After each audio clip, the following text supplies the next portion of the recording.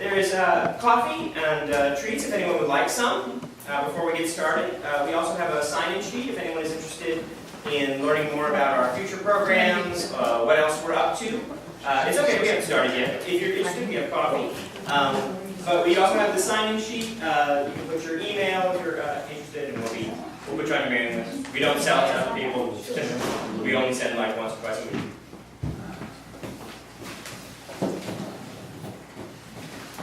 Excuse me.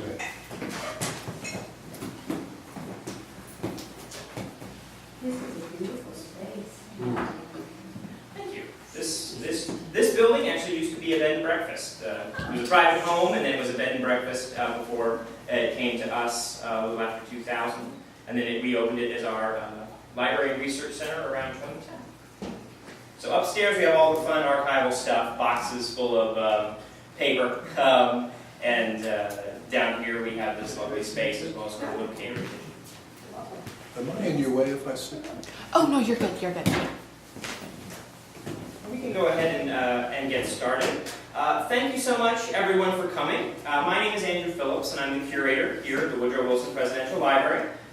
Basically, that means I take care of all the objects, and I also get to work with exhibits and occasionally do fun programs like this. So today we're going to be talking about Woodrow Wilson and golf. This is our July entry in our Coffee with the Curator series. Every month I try to pick some interesting items from our collection that are not usually on display and tell you some stories about them, how they came to the library, and some interesting just history about what they represent and why we bother to preserve them at all.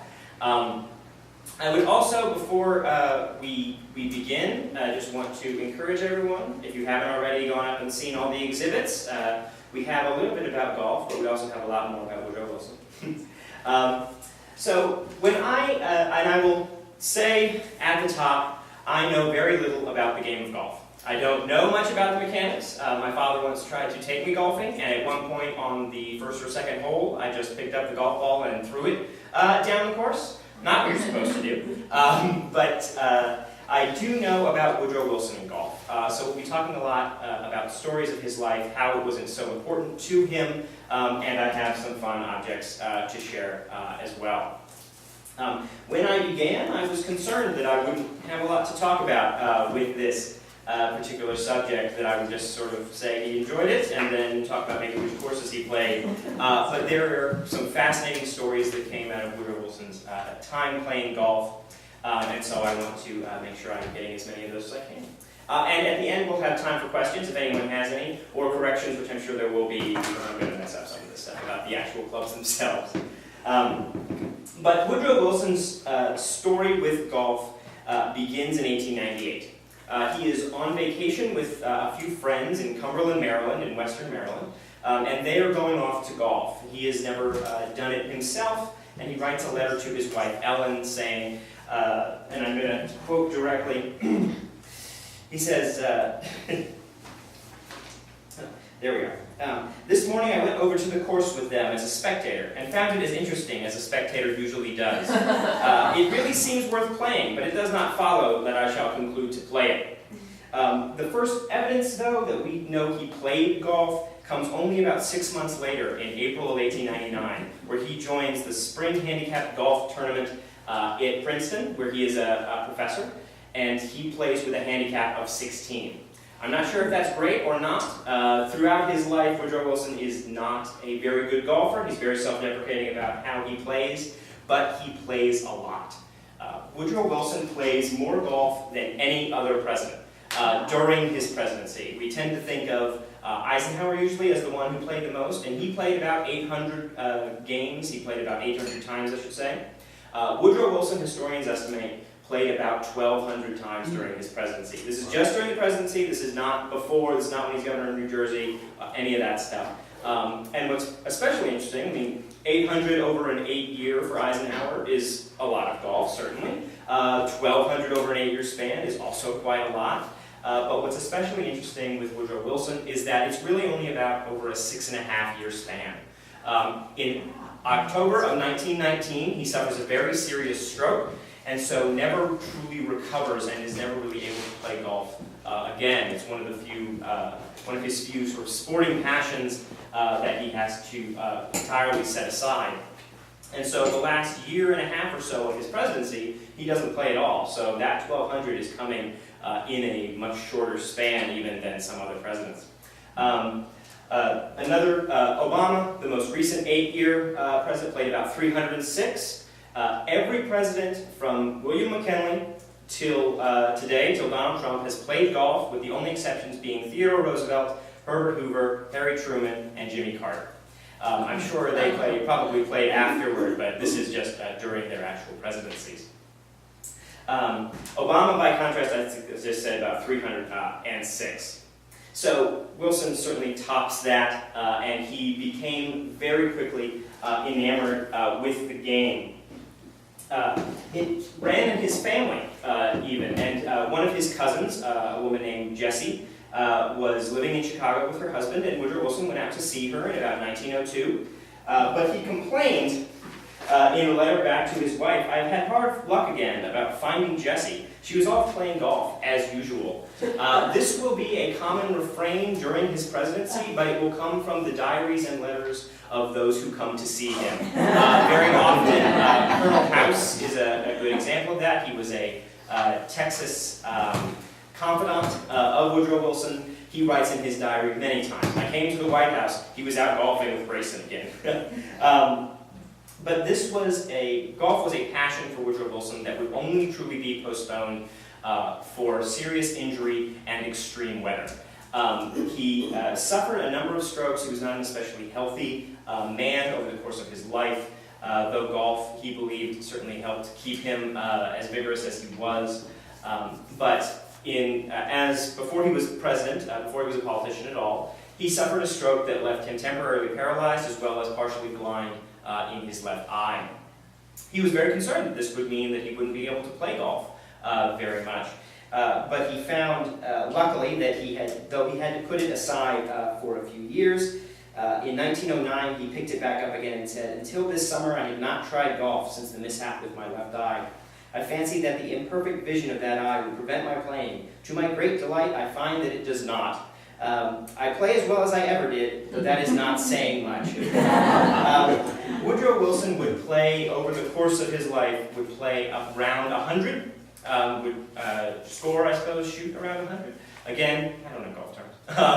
But he later describes in 1913 his very worst day on the golf course, where he shot 164. I think I probably could too.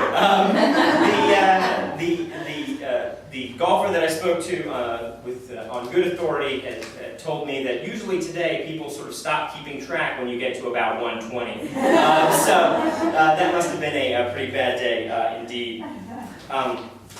Wilson is golfing whenever he gets an opportunity.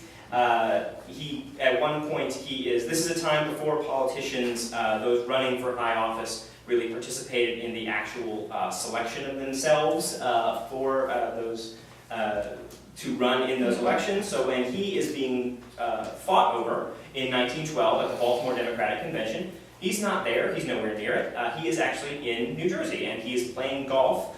And decides to leave the links only when he hears that the South Dakota delegation has apparently sent 2 different groups, or 2 different delegations are coming to represent South Dakota, and so he leaves his game and comes in to hear what's going on the radio. In 1913, he becomes President of the United States, inaugurated in March, and he meets a man named Cary T. Grayson. He was a doctor with the U.S. Navy.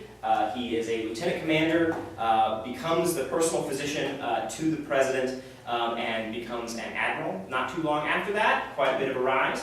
But he is one of the few one of the few people besides really his wives who remain close to Woodrow Wilson throughout the rest of his life. Wilson has close confidants, but then has a serious break with them and then sort of cuts them out. Grayson is an exception to that, and one of the reasons may have been that he played quite a lot of golf with Woodrow Wilson. And this is a club that did belong to Cary Grayson. This is a steel-shafted club, and one of a number that Grayson used. This was around the time that golf clubs were sort of switching from being all wood or at least wooden shafts to having very light metal. And so this one, I guess, is a wedge, an iron? I don't know. What's the number on the inside? On the inside? Right, there should be 6? a number. Mhm. 6 iron. Well, there you go. 6 iron. 6 iron, thank you very much. Got it. Not a wedge, but a 6 iron. Gotcha. So this is a 6 iron, I knew that the whole time.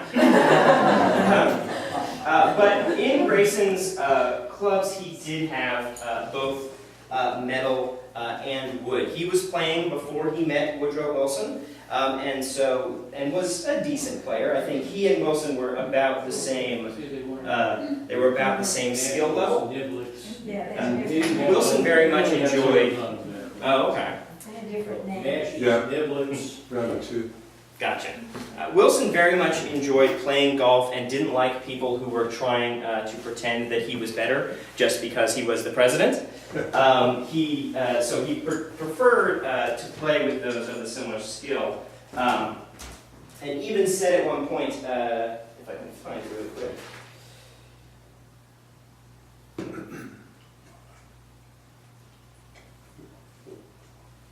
But Ethan said at one point that he very much enjoyed playing with his friends because they enjoyed beating him almost every time.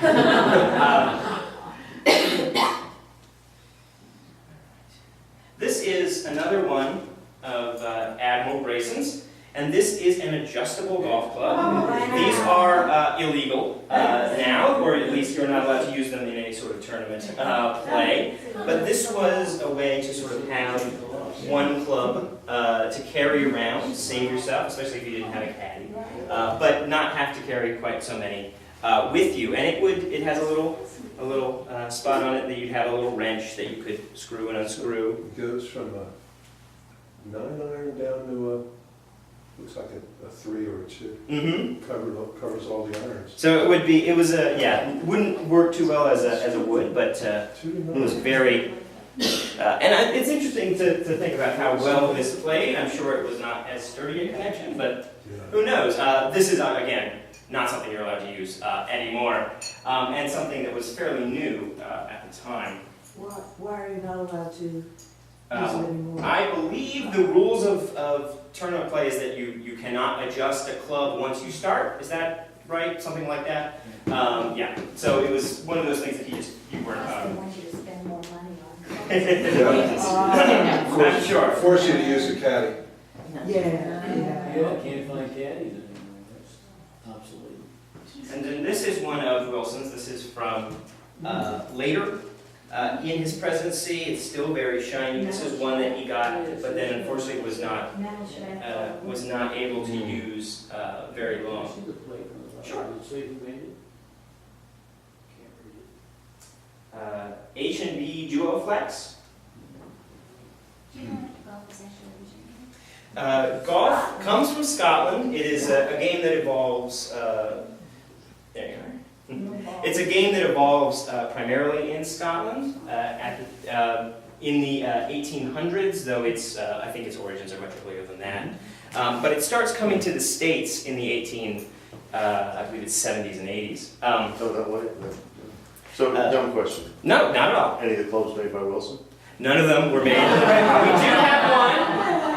The one I wanted to end with is actually called, it was not owned by Woodrow Wilson, but because of his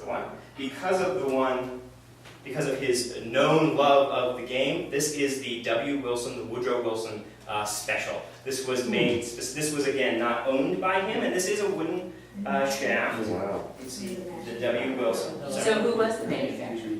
That's a good question. That could have been called an But this one, again, not owned by Wilson, but was named after his love of the game. You can see it's just there. We'll see. Are there golf courses named after him? I know for a fact that there are golf courses that have things like clubhouses and special dining rooms and things named after him. But I'm not sure if there are actually Woodrow Wilson. If there are, I bet you they're in New Jersey. So where did he And that is- go? Is he that's something. congressional? Wow. Yeah. He is. He did not play at Congressional, as far as our records show. He primarily played at Arlington, in Arlington, which is called Washington Golf and Country Club, and also at the Chevy Chase Club up in Maryland. He played all over the place. Certainly, at one point, he visits Andrew Carnegie's castle in Scotland. Unfortunately for him, that is not long after one of his strokes, so he's feeling better, but not up to playing golf, and so he follows around a group of essentially ambassadors and government ministers as they play golf in Scotland. But he is not able to play at that time himself. You but- talked about his health. Mhm. Hypertensive, cardiovascular disease, did they know? He had a number of, he had a hardening of the arteries. He had, that was one of the reasons for the blindness. It never fully comes back, but he does regain some sight. So it was a variety of things. He was not, he didn't take great care of himself, really, aside from things like golf. But I will read one quote. This is from August of 1913. In D.C. in the summer, it gets hot and humid and awful. And this is a time before air conditioning, so most people just fled. Most people who were able just left the city. And so Wilson, especially in the summer of 1913, this is his first summer as president, he doesn't really have as much of, he can't really leave to that extent. So he finds himself with a fair amount of time with his hands and starts playing more frequently. Earlier in 13, on Grayson's urgings, he had been playing 2 or 3 times a week. By August, he's playing every day but Sunday. And he writes, "I play golf every afternoon because while you are playing golf, you cannot worry and be preoccupied with affairs. Each stroke requires your whole attention and seems the most important thing in life. I can by that means get perfect diversion of my thoughts for an hour or so at the same time that I am breathing the pure out of doors." Wilson speaks like this about golf a number of times during his life, and very much found golf to be a retreat. He gets to be alone, or mostly alone. He usually played with Admiral Grayson, and later he would play with his second wife, Edith, very often. She was a decent golfer as well, or at least decent, I suppose, compared to the president. But he very much found it a place of solace, and so golfs quite a bit during World War I, during other tough times in his presidency, and especially in 1914, following the death of his first wife, Ellen, in the White House that August. He starts golfing by himself after Ellen died, and a number of his family members were very concerned about this, and so they encouraged others to go out with him. In that October, he writes of dealing with affairs of states. He deals with business in the White House. Then I hurry into my playing clothes and go off to one or other of the golf courses and play golf until the sun goes down. After he returns for dinner and deals with some more papers, usually signing things that he's had to deal with, I fall into bed so tired I cannot think, and it is best so. He was in certainly a very dark depression following the death of his first wife, and because of this, a number of his family members were very concerned. His cousin, Helen Bones, who served sort of as first lady for a period after Ellen's death, wrote to his daughter, Jessie, "It's hard on your father not to have a golf partner, but Mr. Brown is here," and he was a family friend, is to get here on Tuesday, thank fortune, and he knows how to keep quiet when he should and speak, not about business, when he should. And so Mr. Brown was one of the few who would not play very often with Wilson, but when he was in town, they would play quite frequently. And by November of 1914, again just a few months after Ellen's death, my chief real interest is golf, because that is the only thing that really diverts me and gets me out of myself. Wilson's fascination with the game is an interesting one. In 1897, William McKinley plays the first presidential game, and he does so secretly. He doesn't tell people when he's going to golf because of the stigma of it being a game that was created by foreigners. This changed pretty quick. Wilson is not in any way quiet or shy about playing golf. And one of the favorite stories that he likes to tell is of General Grant, the Civil War general, later President of the United States, who was invited by a friend to come see a game of golf. The friend had played quite a bit, Grant had never played, and so Grant was just coming with to sort of observe. The friend puts the ball on the tee, takes a huge swing, totally misses. Grant's just standing there silently. The friend, still nervous, I mean, this is the guy who helped win the Civil War, he's President of the United States, takes another swing, the ball sort of falls off the tee, dribbles a little bit, a couple of feet, very nervous, takes a third big swing, totally misses again, and Grant says, well, I can see that it's good exercise, but what's the point of the ball? And that was a story that shows up in Wilson's paper several times. He told it quite often during his life. Now, in 1917, Mr. Brown, Edward Brown, comes back, and he talks a little bit in a letter to his wife about Woodrow Wilson's golf game. This is in December, so the war has started. Woodrow Wilson is managing the affairs of the war from the White House. This is also a time when his workday, the president's really workday, kind of stopped at 4 p.m. And so he was able to just sort of take off for the afternoon. Or often in the morning. And in this instance, Edward Brown writes, I have played golf almost every morning this week with the president. We leave the house promptly at 8:30, arrive at the course in about 20 minutes, play 12 holes, and back in the car at 10 or by 10:15 or 10:20. Woodrow Wilson doesn't play what we golfers call a long game, but his direction is simply remarkable. He is almost invariably straight down the course. I almost always outdrive him, but this week he has beaten me 3 out of 4 games. So he must have been having an especially good game in those weeks. Woodrow Wilson's love for this game crops up in interviews that he has with domestic and foreign press even. A number of people even start including it in invitations. They're trying to get him to come to New York for a big parade of the Red Cross in 1917, and the director of the Red Cross's efforts up there even says, I venture to suggest the following program. Go to New York on Friday with Mrs. Wilson, theater on Friday evening, golf Saturday morning, review the Red Cross parade Saturday afternoon, and then see the theater again on Saturday evening. They're trying to throw in golf to entice him.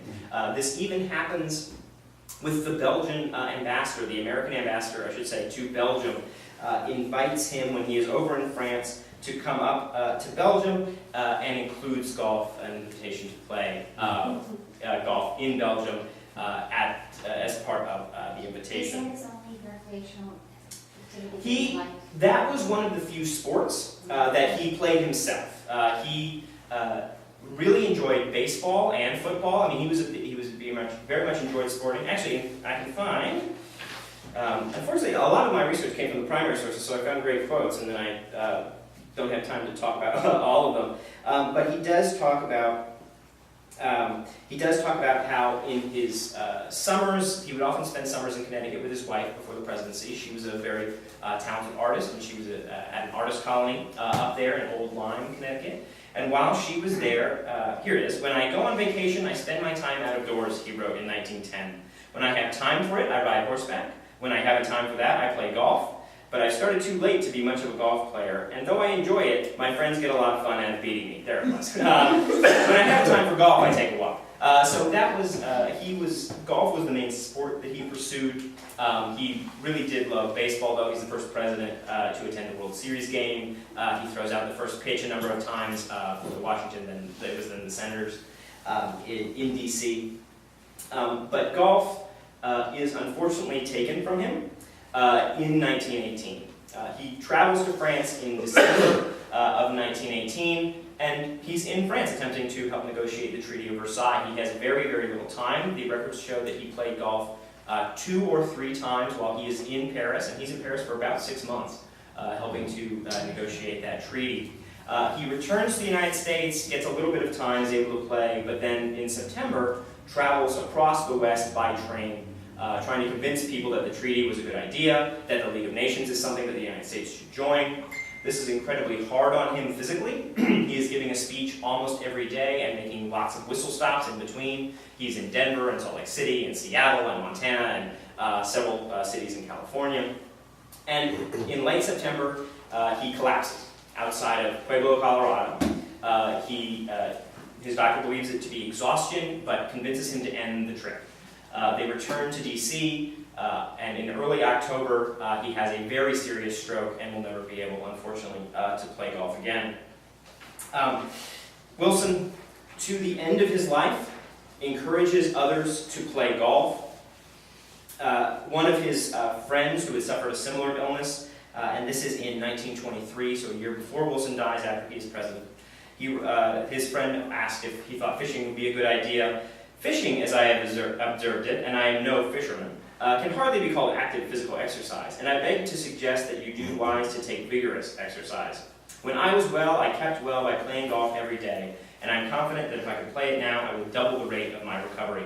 Why don't you find some golf course where you can stretch your muscles and at the same time enjoy what I think is the most enjoyable game in the world? After his stroke, he isn't able to play anymore, but he keeps his old golf cap, and many of our records talk about him meeting people or showing up on the White House balcony in his very few public appearances after that stroke, wearing his old golf cap. And in his library at S Street, his DC house, where he lives after the presidency until his death in 1924, on his wall in his library is hanging his bag of clubs and his sticks, as his wife writes. The last thing I will show you in this collection, and we have a number of other clubs up here. I encourage you, when we're all done, to come up and take a look. This is the golf bag that belongs to CTG, Carrie Travers Grayson. It's a nice metal bottom. It's got canvas and then sort of leather, and then a metal rim that's also covered in leather. The handle has seen better days, certainly, but this is what Carrie Grayson used on most of his outings with the President of the United States. Carrie Grayson golfed with Wilson probably more than anybody else. Was Wilson similar? I mean, Wilson he was had very small. Yes, Wilson had a similar. I guess he had that adjustable club. He didn't have to have as much space in it. What is that little pocket? Is that for the golf ball? It is, and actually, when a lot of the Grayson collection came to us just in the last about 15 years, and in doing this sort of research about it and figuring out what was going on, I discovered that we have one of the little golf balls, not in great condition, but I found one of those in the pocket of his bag. Wow. And so Wilson's story with golf is certainly a long one. I'm going to end with one last little story. In 1913, Woodrow Wilson and his family spend Christmas really, in Pass Christian, which is on the Gulf Coast of Mississippi. And while he is there, he is out golfing with Admiral Grayson, of course. Though I guess he wasn't an admiral yet. But is out golfing with Grayson. There are some Secret Service and some chauffeurs with them. And on their way back, they're returning to their sort of resort. And they notice that there is a fire in a nearby home. It's up in the attic. The men all rush in, and while the doctor and the Secret Servicemen and the chauffeurs are trying to fight the fire, Wilson is working to get the woman who lives there out of the house.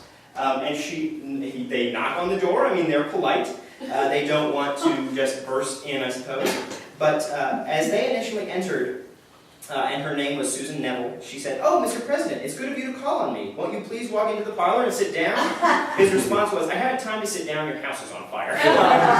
So he was able to get her out. She was the only one in the house at the time. Luckily, the fire was stopped. But golf, in that case, helped save that house, and hopefully that thing as well. So the last I will play that I will tell you is a quote that is often attributed to Wilson. "Golf is an ineffectual attempt to put an elusive ball into an obscure hole with implements ill-adapted to the purpose." So thank you so much. I hope this was interesting, and please, if there's any questions, thank you very much. And I'd also like to thank Sarah for the lovely coffee. She's the one who does this. If I had to make a coffee, nobody would come to these things. As we learned early on, when I was helping make a coffee, it was not good. So thank you so much. Good, thank you. Any questions? Yes, sir. Did Wilson ever entertain dignitaries, foreigners, other politicians on the golf course, as many current presidents have done? We don't have much evidence of that. It didn't seem, it seemed like he used this as an escape. It wasn't, it was a game growing in popularity, certainly, but we don't, it's like, I think the famous one I can think of is Obama went out with John Boehner and I think Biden and Governor Kasich, and the media pretended that they were going to, we're going to budget deal, and they were probably just playing golf. But we don't have much evidence of Wilson doing that with rivals or friends really who were politicians. It was just with people that he actually wanted to spend a couple of hours with. Yeah, if you're playing golf by yourself, Mm-hmm. you don't want anyone else around. Right. It's pretty clear sign. And he definitely, it seemed like he was zipping through those courses. He tended to play 8 or 11 holes, and he wasn't going the whole way. But he didn't usually play much longer than about 2 hours. So he was back to the White House very quickly. It's still 764. I know. That was probably an 18 hole that I have to guess. I can definitely do that. Mm-hmm. You mentioned his advice to a friend who thought about taking up fishing and Mhm. ended up taking up golf. I think you said that was a year before he died. It was. That was in 1913. He was writing to a gentleman named Frank Cobb, who was actually the Yeah, before. 30. I'm sorry, 23. 23. I can do this. 23. Writing to a friend named Frank Cobb, who was then the editor of the New York World. The paper in New York. Could he speak and write in 1923? He could. Wilson recovered very slowly. Like he never played golf again, certainly. But eventually he is able to walk, sometimes on his own, usually with a cane. He called it going about on his own. But he could write and read and speak. Sometimes his voice was very quiet. And it took him much longer, certainly. He was tired quickly. Did he slur his words or? There's no evidence really of that. He was in the. It seems like mentally he was still all there, could still communicate fairly well, but his body was physically just broken. Okay. And one other question: Mhm. Is that a publicity shot? It looks as if there's a backdrop. You know, I'm not sure. I can't tell. It might be. Sheet or something. But I feel like if it was a publicity shot, they would have tried to get his face better. They wouldn't have left it in shadow. I think it might just be a building that he happens to be in front of. And he's got his lovely, these are his plain clothes, his pants and his nice sweater and his jaunty cap. So, Did you find anything? I think I remember right. He spent part of his time growing up in Georgia, and second wife Edith was from Georgia. she was from, his first wife was from Georgia, his second wife was from Virginia. Did you Yeah. find anything about Augusta, Georgia at all? I didn't see Augusta come up in the record. I don't. Didn't I read upstairs that his father was sent to Augusta before he went to Right. South Carolina? He was. But I don't think the golf course was Right, there. timing. Yeah. He lived in Augusta, Georgia during the Civil War and a little after. Before that, yeah. Okay. Okay, well, thank you so much, everyone, for coming. If anyone would like a cookie, please take one. Historic artifact.